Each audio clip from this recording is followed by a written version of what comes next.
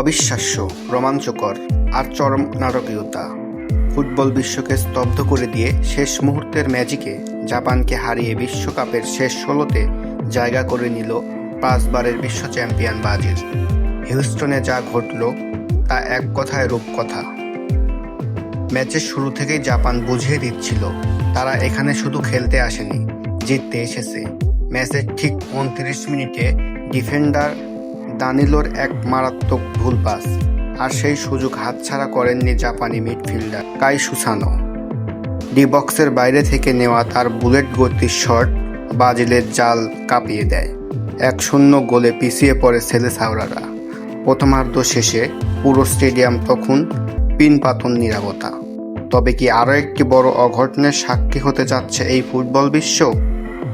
কিন্তু ব্রাজিলের রক্তে তো রয়েছে কামব্যাক করার ডিএনএ।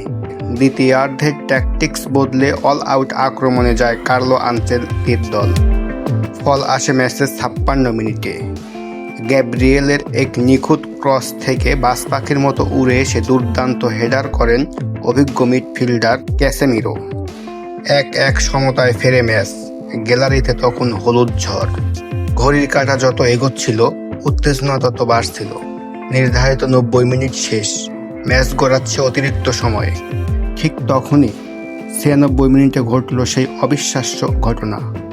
ব্রুনো গিমারায়েসের ডিফেন্স চেরা পাস খুঁজে নিল বদলি হিসেবে নামা গ্যাব্রিয়েল মার্টিনেল্লিকে, আর জাপানি গোলরক্ষককে বোকা বানিয়ে ঠান্ডা মাথায় বল জালে জড়ালেন মার্টিনেল্লি।